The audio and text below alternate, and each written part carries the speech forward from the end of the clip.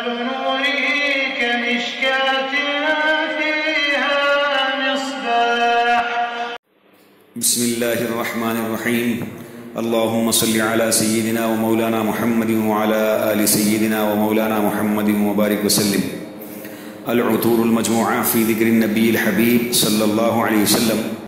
مجلس نمبر 9 فتح مکہ. 10 رمضان مبارک ہو. نبی اکرم صلی اللہ علیہ وسلم 10,000 صحابہ کو ساتھ لے کر مکہ مکرمہ فتح کرنے کی نیت سے تشریف لے چلے. راستے میں 2,000 آدمی مزید فوج میں داخل ہوئے. اب گویا اس لشکر کی مجموعی تعداد 12,000 تھی.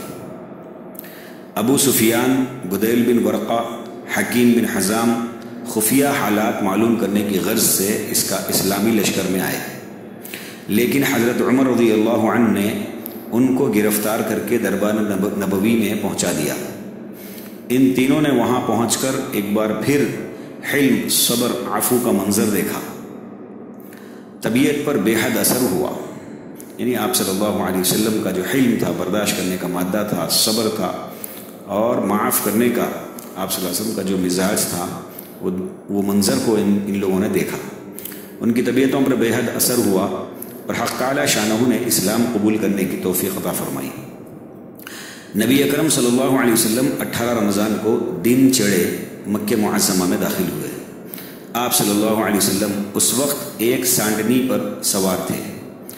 زبان پر سورہ فتح کی آیات تھی. تواضع اور انکساری کی وجہ سے گردن بارگاہ الہی میں جھکی ہوئی تھی اور آپ صلی اللہ علیہ وسلم گویا سراپا شکر بن کر مکہ مکرمہ میں داخل ہو رہے تھے. اسی سال غزوہ حنین پیش آیا. واقعے کی اجمالی تاریخ یہ ہے کہ قبیلے حوازن و ثقیف کے بدوؤں نے یہ سوچ کر کہ ہم پر حضور اکرم صلی اللہ علیہ وسلم حملہ کریں، بہتر یہ ہے کہ ہم ہی آپ پر حملہ کر دیں، حنین میں جمع ہوئے اور حملے کے تمام اسباب مہیا کرنا شروع کر دیے. آپ صلی اللہ علیہ وسلم کو جب اس تیاری کی خبر ملی تو 10,000 اصل لشکر اور 2,000 طلقۂ مکہ، کل 12,000 کی جمعیت کو اپنے ہمراہ لے کر 6 شوال سن 8 ہجری میں حنین کے لیے روانہ ہوئے.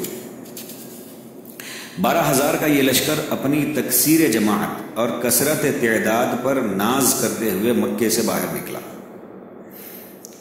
یعنی جماعت بھی کثیر ہے اور تعداد بھی کثیر ہے، یہ ناز کرتے ہوئے باہر نکلا. بعض مسلمانوں کو اپنی کثرت پر اعتماد اور گھمنڈ پیدا ہوا، جس کو حق تعالیٰ کی بے نیاز ذات نے پسند نہ فرمایا. اس لیے ابتداً ہزیمت ہوئی، یعنی شروعات میں بہت پریشانی ہوئی اور لشکر اسلام میں انتشار اور خلفشار پیدا ہو گیا. بالآخر اللہ جل شانہ نے حضور پاک صلی اللہ علیہ وسلم کی برکت سے اس منتشر مجمع کو پھر جمع کر دیا. پھر حضرات صحابہ کرام جم کر لڑے اور کامیابی حاصل کرنے کے بعد طائف کی جانب کوچ فرمایا اور 18 روز تک اس کا محاصرہ فرمایا، یعنی گھیر کے رکھا ہوا تھا، اور اعلان فرما دیا کہ جو شخص قلعے سے باہر نکل جائے وہ آزاد ہے. اس اعلان کو سن کر 10 سے کچھ زائد آدمی قلعے کی دیوار پھاند کر باہر نکل آئے، کیونکہ مشرکین نے قلعے کا دروازہ اندر سے بند کر رکھا تھا. 18 روز بعد آپ واپس تشریف لائے اور راستے میں جعرانہ سے احرام باندھ کر 24 ذی-القعدہ کو عمرہ فرماتے ہوئے مدینہ منورہ واپس تشریف لائے. غزوہ تبوک سن 9 ہجری اس سال غزوہ تبوک ہوا. یہ نبی اکرم صلی اللہ علیہ وسلم کا آخری غزوہ تھا. 5 رجب بروز پنجشنبے کو آپ مدینہ طیبہ سے چلے تاکہ ہرقل یعنی روم کا بادشاہ اور جنگ موتا کے ہارے ہوئے عیسائیوں کا زور توڑ دیں اور ان کا ارادہ جو مدینہ طیبہ پر چڑھائی کا ہے اس کو ختم کر دیں. یہ زمانہ سخت گرمی کا تھا. مسلمان تنگ دست بھی تھے اور غریب بھی، اس لیے بڑی کثرت سے صحابہ کے درمیان چندہ ہوا. عورتوں نے اپنے بدن کے زیورات اتار کر دے دیے. اسلامی فوج 20,000 کے قریب تھی، لیکن رومیوں پر اس کا بڑا اثر ہوا اور بے حد رعب پڑا. ان لوگوں نے صلح کی درخواست کی. حضور اقدس صلی اللہ علیہ وسلم نے صلح فرما کر ان کو امن بخشا اور 20 روز وہاں قیام فرما کر مدینہ منورہ واپس تشریف لے آئے.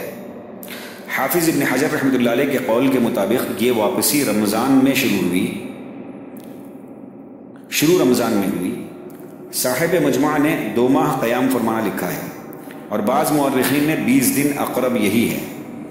بعض مورخین نے فرمایا کہ 20 دن، اور بعض نے کہا کہ 2 ماہ قیام فرمایا ہے، لیکن اقرب یہی ہے کہ وہاں کا قیام 20 یوم کا تھا اور پورا سفر 2 ماہ کا، کہ 2 ماہ کا مکمل سفر ہوا، 20 دن وہاں پر قیام ہوا، جانے آنے کے بھی دن اگر لگائیں تو پورا 2 مہینے۔ اس غزوے میں جو 3 صحابی حضرت کعب بن مالک، حضرت ہلال بن امیہ اور حضرت مرارہ بن ربیع رضی اللہ عنہم بلا کسی قوی عذر کے شریک نہ ہو سکے، ان میں حضرت کعب کا قصہ حدیث میں کثرت سے آتا ہے۔ وہ اپنی سرگزشت بڑی تفصیل سے سنایا کرتے تھے۔ حضرت کعب بن مالک جبکہ حضور اقدس صلی اللہ علیہ وسلم نے ان کا بائیکاٹ کروایا ہوا تھا کہ کوئی ان سے بات نہیں کرتا تھا، ان کی بیوی بھی ان سے جدا کروا دی تھی، غرض زمین ان پر اپنی وسعت کے باوجود تنگ تھی۔ اس حالت میں ان کے پاس شاہ غسان کا خط آیا کہ تمہارے سردار نے تم کو ذلیل کر رکھا ہے، تم ہمارے پاس چلے جاؤ، ہم تم کو عزت دیں گے۔ ان کو خط پڑھ کر اتنا رنج ہوا کہ خط کو سامنے تنور میں ڈال دیا۔ منافقین کی مسجد کو آگ لگوا دینا۔ سفر سے واپس ہوتے وقت حضور اکرم صلی اللہ علیہ وسلم نے مسجد زرار کو آگ لگوا دی۔ یہ دراصل نام کی مسجد تھی جو منافقین نے مسلمانوں کے خلاف سازشیں کرنے کے لیے بنوائی تھی۔ اس سال پہلی مرتبہ اسلامی حج ادا کیا گیا، اور حضرت ابوبکر صدیق رضی اللہ عنہ کی ماتحتی میں 300 مسلمانوں کا دستہ انتظام و انصرام کی غرض سے روانہ ہوا، اور ان کے بعد حضرت علی کرم اللہ وجہہ کے ذریعے حج کے موقع پر کفار سے برات کا اعلان کرایا گیا، جو سورہ برات میں مذکور ہے۔ رئیس المنافقین عبداللہ بن ابی سلول کی موت۔ اسی سال ماہ ذی قعدہ میں عبداللہ بن ابی بن سلول رئیس المنافقین یعنی منافقوں کا سردار، اس کا انتقال ہوا۔ حضور پاک صلی اللہ علیہ وسلم نے اپنی طبعی رحم و کرم، یعنی آپ صلی اللہ علیہ وسلم کی طبیعت میں جو رحم و کرم تھا وہ، اور فطری شرافت و نجابت کی بنا پر اس کو اپنا کرتہ مرحمت فرمایا اور تجہیز و تکفین میں شریک ہوئے، یہاں تک کہ جنازے کی نماز پڑھانے کی غرض سے آگے بھی بڑھ گئے۔ اس پر حضرت عمر رضی اللہ عنہ کو جوش آ گیا، اور آپ نے چادر مبارک پکڑ لی اور نماز پڑھانے سے منع کیا، اور عرض کیا کہ آپ صلی اللہ علیہ وسلم ایک ایسے منافق کی نماز جنازہ پڑھاتے ہیں جس کے بارے میں حق تعالیٰ فرماتے ہیں استغفر لهم او لا تستغفر لهم ان تستغفر لهم 70 مرة فلن يغفر الله لهم، یعنی آپ چاہے منافقین کے لیے 70 مرتبہ بھی استغفار کریں، خدا ان کو نہیں بخشے گا۔ حضور پاک صلی اللہ علیہ وسلم کی رافدہ اور رحمت للعالمین ذات نے جواب دیا کہ خدا نے مجھے استغفار سے منع نہیں کیا، اور اگر مجھے معلوم ہو جائے کہ 70 مرتبہ سے زائد استغفار کرنے سے ان کی مغفرت ہوگی تو میں زیادہ استغفار کروں گا۔ حضرت عمر رضی اللہ عنہ یہ جواب سن کر خاموش ہو گئے۔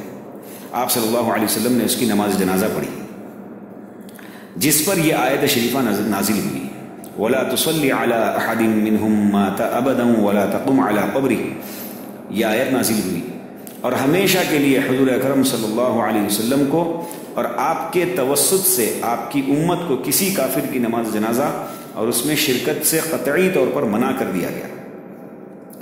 شاہ حبشہ نجاشی کا انتقال بھی اسی سال ہوا، جو حبشے کی ہجرت میں جو بادشاہ نے ساتھ دیا تھا اس کا بھی انتقال اسی سال ہوا 9 ہجری میں، جس کی اطلاع آپ صلی اللہ علیہ وسلم کو بذریعہ وحی دی گئی۔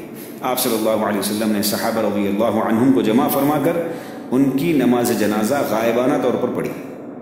فائدہ: حنفیہ کے نزدیک حضور اکرم صلی اللہ علیہ وسلم کا غائبانہ نماز جنازہ پڑھنا انہی کے ساتھ مخصوص تھا۔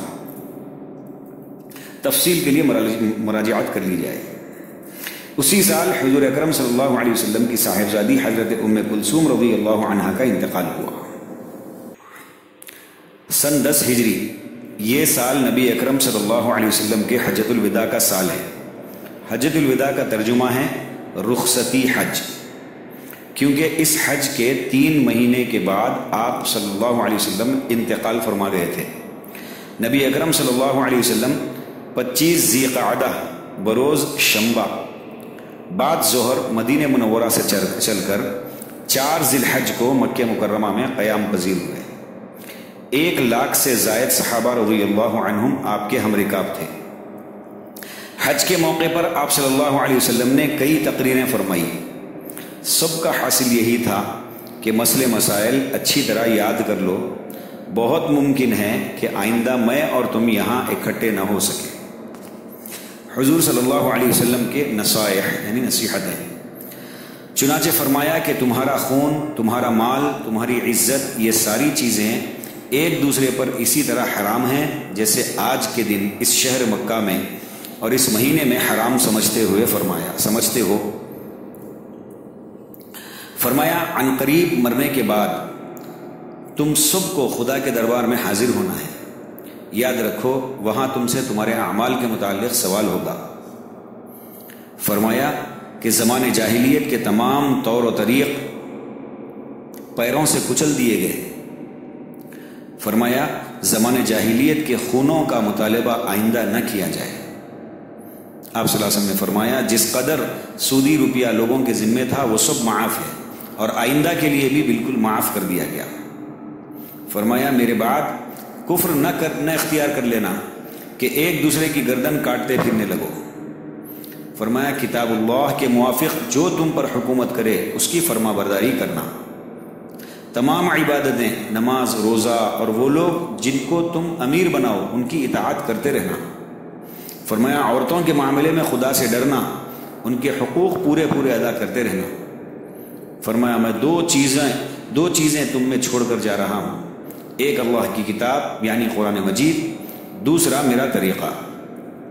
یہ تمام باتیں ارشاد فرما کر آپ صلی اللہ علیہ وسلم نے فرمایا کہ لوگو قیامت کے دن تم سے میرے متعلق سوال ہوگا تو کیا جواب دو گے؟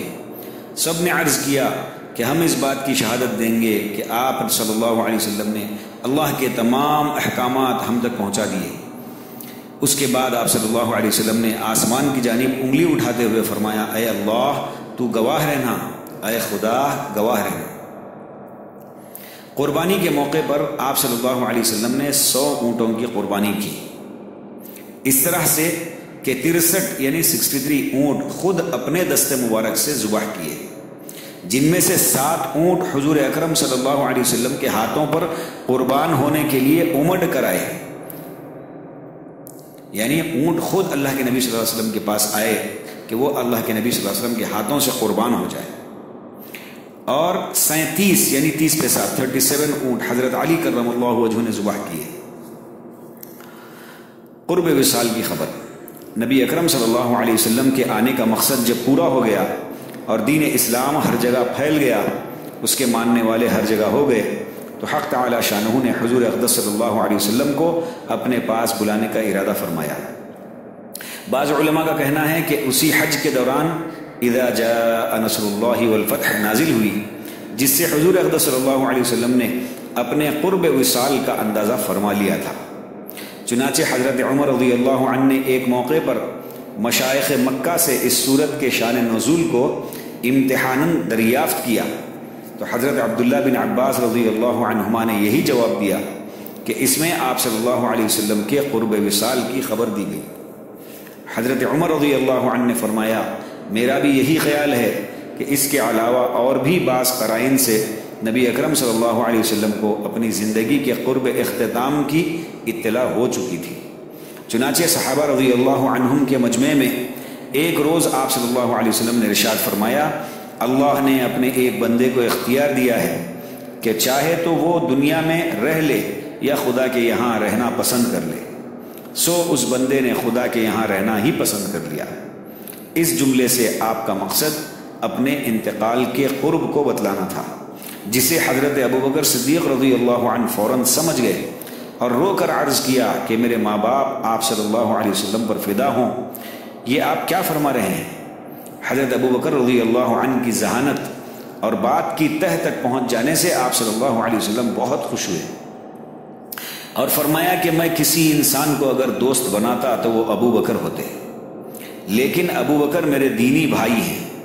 یہ فرما کر آپ صلی اللہ علیہ وسلم نے حکم دیا کہ ابو بکر صدیق رضی اللہ عنہ کے مکان کی کھڑکی کے علاوہ تمام باقی کھڑکیاں جو مسجد کی طرف کھلتی ہیں وہ بند کر دی جائیں۔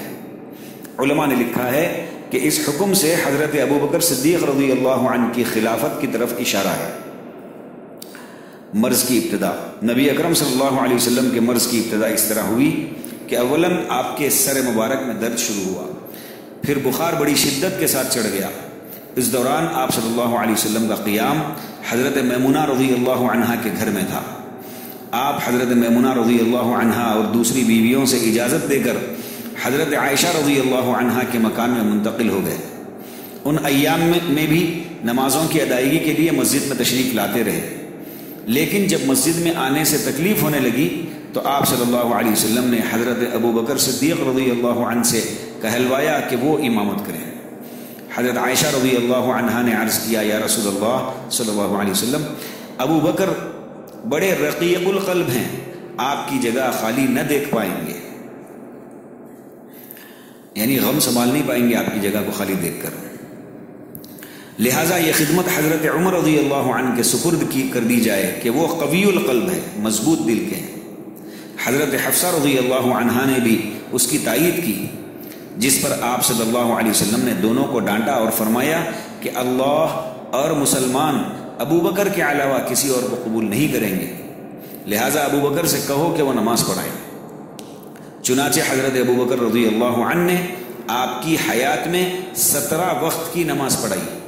ان میں ایک نماز کے وقت حضور اکرم صلی اللہ علیہ وسلم نے مرض میں کچھ خفت یعنی کمی محسوس فرمائی اور تشریف لا کر حضرت ابوبکر رضی اللہ عنہ کے برابر میں بیٹھے۔ حضرت شیخ مولانا زکریا رحمۃ اللہ علیہ فرماتے ہیں کہ میرے خیال میں یہ شنبے کا دن ظہر کی نماز کا وقت تھا۔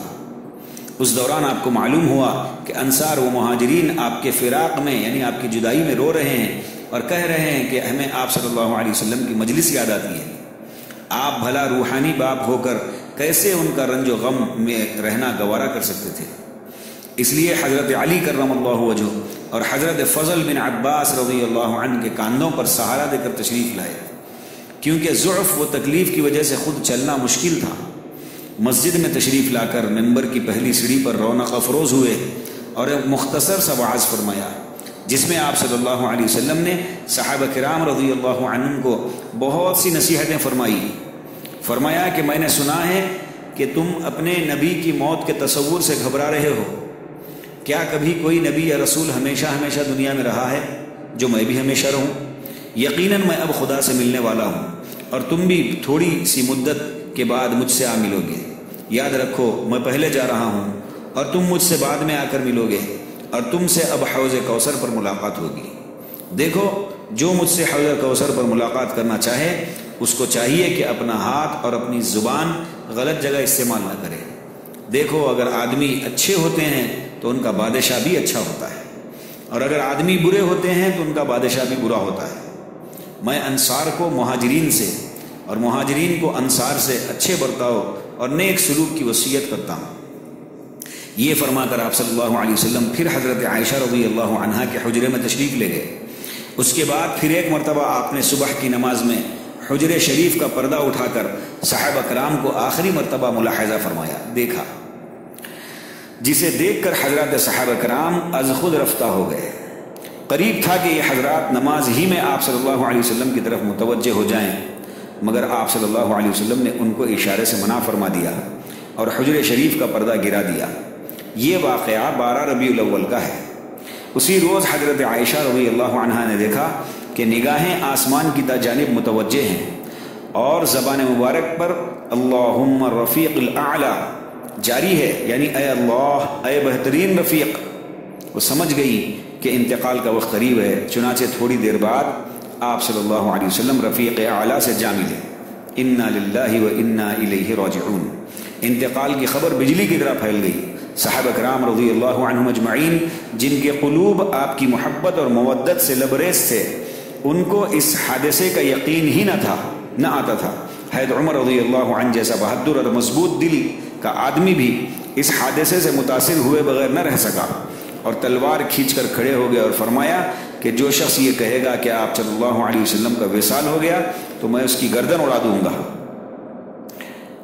اس موقع پر حضرت ابوبکر صدیق رضی اللہ عنہ کا وجود ہی ایسا تھا جو تمام صحابہ کو دلاسا دیے ہوئے تھا۔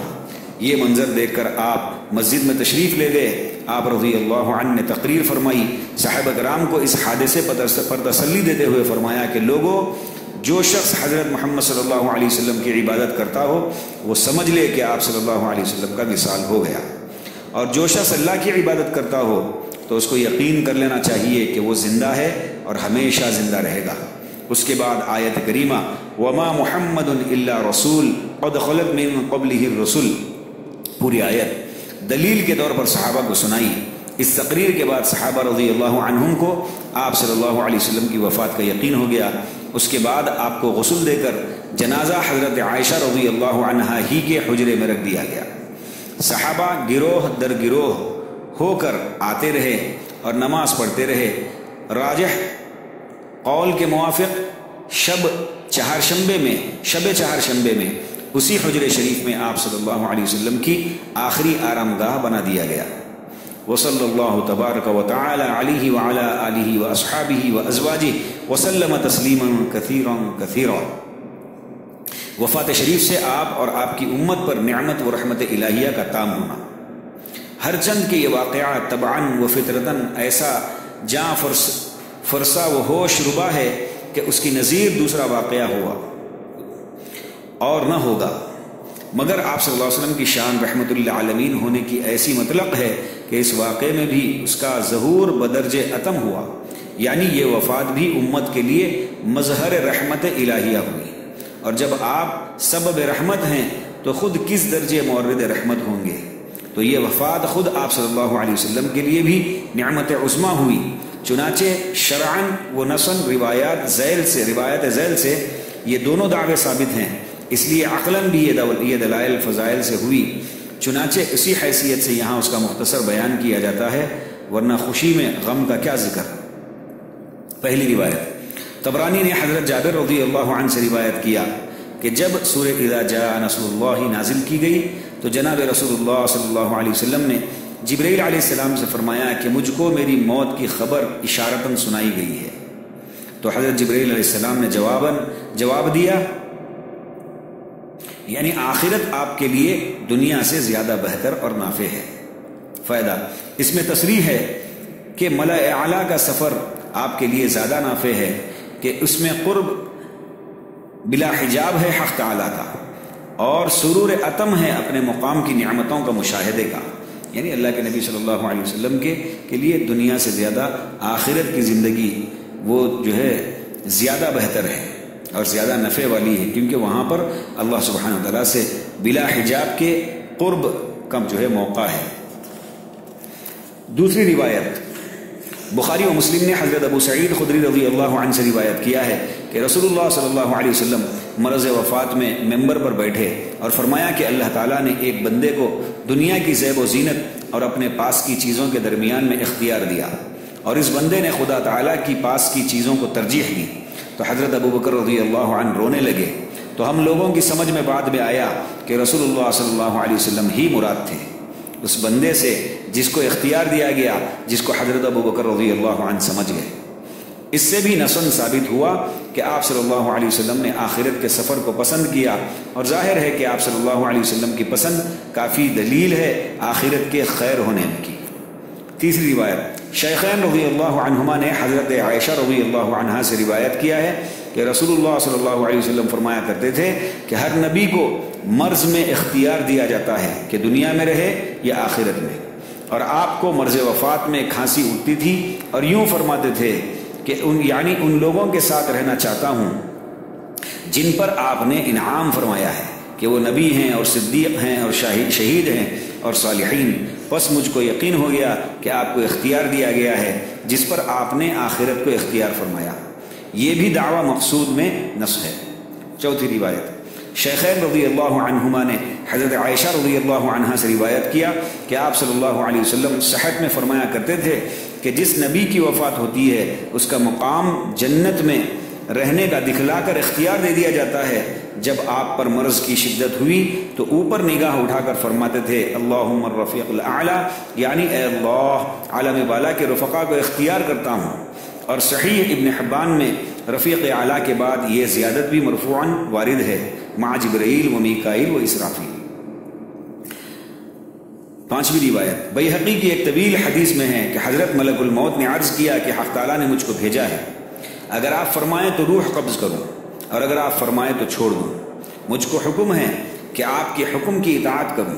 آپ نے جبرائیل علیہ السلام کی طرف دیکھا، جبرائیل علیہ السلام نے کہا کہ اے محمد صلی اللہ علیہ وسلم، اللہ تعالیٰ آپ کی لقا کا مشتاق ہے، آپ نے ملک الموت کو قبض روح کی اجازت دی، یعنی اللہ سبحانہ وتعالیٰ آپ سے ملاقات کا مشتاق ہے، تو آپ صلی اللہ علیہ وسلم نے ملک الموت کو روح قبض کرنے کی اجازت دی۔ 6 روایت امام مسلم رحمۃ اللہ علیہ نے ابو موسیٰ رضی اللہ عنہ سے روایت کیا ہے کہ ارشاد فرمایا رسول اللہ صلی اللہ علیہ وسلم نے کہ اللہ تعالیٰ جب اپنے بندوں میں سے کسی امت پر رحمت کرنے کا ارادہ فرماتے ہیں تو اس امت کے پیغمبر کو امت سے پہلے وفات دے دیتے ہیں، اور اس پیغمبر کو اس امت کے لیے بطور میر سامہ اور سلف کے آگے بھیج دیتے ہیں، اور جب کسی امت کی ہلاکت کا ارادہ کرتے ہیں تو پیغمبر کے زندہ رہتے ہوئے اس کو سزا دیتے ہیں، اللہ اکبر، اور اس کو ہلاک کر دیتے ہیں، اور وہ پیغمبر دیکھتا ہوتا ہے، سو اس کے ہلاک ہونے سے اس پیغمبر کی آنکھیں ٹھنڈی کرتے ہیں، چونکہ ان لوگوں نے اس پیغمبر کی تکذیب اور نافرمانی کی تھی۔ فائدہ اس حدیث سے آپ صلی اللہ علیہ وسلم کے سفر آخرت کا امت کے حق میں علامت رحمت ہونا معلوم ہوا، جیسے پہلی روایات میں خود آپ کے حق میں اتم نعمت ہونا ثابت ہوا تھا۔ 7ویں روایت حضرت ابن عباس رضی اللہ عنہما سے اس حدیث میں، جس میں آپ ان لوگوں کا ثواب بیان فرما رہے ہیں جن کی اولاد بچپن میں مر جاتی ہے، روایت ہے کہ حضرت عائشہ رضی اللہ عنہا نے پوچھا کہ جس کا کوئی بچہ آگے نہ گیا ہو، آپ صلی اللہ علیہ وسلم نے فرمایا اپنی امت کے لیے میں آگے جاتا ہوں، کیونکہ میری وفات کے برابر ان پر کوئی مصیبت ہی نہ ہوگی، روایت کیا ترمذی نے۔ فائدہ اس حدیث سے بھی آپ صلی اللہ علیہ وسلم کی وفات کی ایک حکمت امت کے لیے معلوم ہوئی کہ اس پر صبر کرنے سے ثواب عظیم کے مستحق ہوئے۔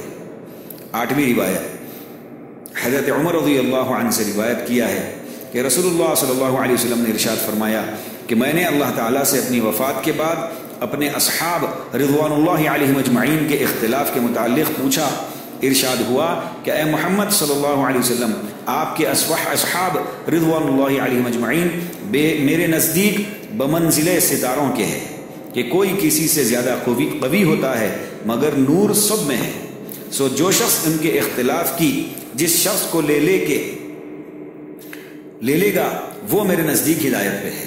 یہ اختلاف قرآن و سنت سے مسائل نکالنے کے جزئی طریقوں میں اختلاف کی وجہ سے، جس میں ہر مجتہد کا قصد دلیل شرعی کا اتباع ہو، سو یہ رحمت ہے کہ اس میں امت کو سہولت ہے، اور ظاہر ہے کہ یہ اختلاف موقوف ہے اجتہاد پر، اور اگر حضور صلی اللہ علیہ وسلم تشریف رکھتے ہوتے تو ہر واقعے میں نص حاصل ہو سکتی تھی۔ اجتہاد کا باب کیسے واسع ہوتا ہے اور یہ سہولت کیسے ظاہر ہوتی ہے، یعنی صحابہ ستاروں کی مانند ہے، جس صحابی کی بھی اتباع کر لیں گے انشاءاللہ وہ ہدایت کے راستے پر رہیں گے، کہ ہر صحابی کا حدیث اور قرآن پاک کی سے مسائل نکالنے کا طریقہ اور اجتہاد کا طریقہ الگ الگ ہوگا، تو جو بھی کسی ایک کی بھی اتباع کر لے گا، وہ جو اختلاف ہم کو بظاہر وظاہر اختلاف نظر آ رہا، وہ اختلاف نہیں بلکہ امت کے لیے رحمت ہے، اس میں ہر آدمی کے لیے ایک موقع ہے کہ جو جس صحابی کو مانے گا اور ان کی اتباع کرے گا انشاءاللہ وہ ہدایت پر رہے گا۔ ان روایتوں سے امت کے حق میں اس کی رحمت ہونے کی وجوہ ثابت ہوتی ہیں، لیکن اس کے یہ معنی نہیں کہ واقعہ کسی حیثیت سے بھی مصیبت نہیں ہے۔ اول تو خود روایات بالا میں بعض حکمتیں خود مصیبت ہونے پر ہی متفرع ہیں، دوسرے صحابہ رضی اللہ عنہم جو بعد انبیاء علیہم السلام کے اکمل البشر ہیں، عملاً بھی قولاً بھی ان سے اضطراب کے اقوال و افعال صادر نہ ہوتے، اور وہ تو بشر تھے، ملائکہ تک سے تعصف اور بکا ثابت ہے۔ چنانچہ بیہقی کی روایت ہے کہ یہ ان باتوں کا مطلب یہ ہے کہ آپ صلی اللہ علیہ وسلم کا اس دنیا سے جانا تو بے شک رحمت ہے امت کے لیے، لیکن اس کا مطلب یہ نہیں ہے کہ یہ غم کی چیز نہیں، یہ بہت بڑی مصیبت تھی اللہ کے نبی صلی اللہ علیہ وسلم کا اس دنیا سے جانا، یہ بہت بڑے غم کی بات بھی ہے، اور وہ غم کی بات صرف صحابہ سے نہیں بلکہ فرشتوں سے بھی ثابت ہے کہ انہوں نے بھی غم کیا۔ چنانچہ بیہقی کی روایت میں ہے کہ آپ کے اخیر وقت میں جبرائیل علیہ السلام نے کہا کہ یہ میرا آخری آنا ہے زمین پر، یعنی وحی لے کر، کہ اس کے سیاق سے تعسف ظاہر ہے، اور ابو نعیم، اور اس کا مطلب یہ ہے کہ جبرائیل علیہ السلام نے بڑے افسوس کے ساتھ کہا کہ وحی لے کر زمین پر آنا یہ میرے لیے آخری وقت ہے۔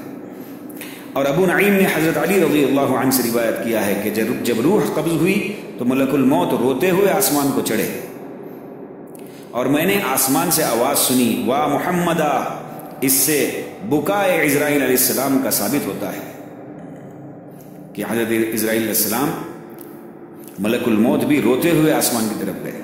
حضرت علی رضی اللہ عنہ فرماتے ہیں کہ میں نے آسمان سے آواز سنی وا محمدہ۔ اور ابن ابی دنیا نے حضرت انس رضی اللہ عنہ سے آپ صلی اللہ علیہ وسلم کی وفات کے بعد حضرت خضر علیہ السلام کا تعزیت کے لیے اصحاب رضی اللہ عنہم کے پاس آنا اور ان کا رونا روایت کیا ہے کہ اگر خضر علیہ السلام پیغمبر ہوں اور اہل حق کے نزدیک پیغمبر ملائکہ سے افضل ہوتے ہیں تو ان کا رونا ملائکہ کے رونے سے بھی زیادہ عجیب ہے، اور دلیل ہے اس کے مصیبت ہونے کی کہ تیسری روایت میں مصیبت ہونے کی وجوہ کی تصریح بھی ہے۔ چنانچہ مرفوع حدیث میں مسلم نے ابو موسیٰ اشعری رضی اللہ عنہ سے روایت کیا ہے کہ حضور صلی اللہ علیہ وسلم نے ارشاد فرمایا کہ میں اپنے اصحاب کے لیے سبب امن ہوں، جب چلا جاؤں گا تو موعودہ بلائے فتن و حروب ان پر آئیں گے، اور میرے اصحاب میری امت کے لیے سبب امن ہے، جب میرے اصحاب چلے جائیں گے تو موعودہ بلائیں بدعات و شرور امت پر آئیں گی۔ آپ صلی اللہ علیہ وسلم نے، اس کا مطلب یہ ہے کہ آپ صلی اللہ علیہ وسلم نے فرمایا کہ میں اپنے اصحاب یعنی صحابہ کے لیے سبب امن ہوں، جب چلا جاؤں گا تو موعودہ یعنی جو اللہ کی طرف سے طے شدہ فتن ہیں، فتنے وغیرہ ہیں، وہ آئیں گے، اور جب میرے صحابہ بھی چلے جائیں گے تو میرے صحابہ میری امت کے لیے امن کا سبب ہیں، جب میرے اصحاب بھی چلے جائیں گے تو پھر بدعات اور شرور یہ سب امت پر آئیں گی۔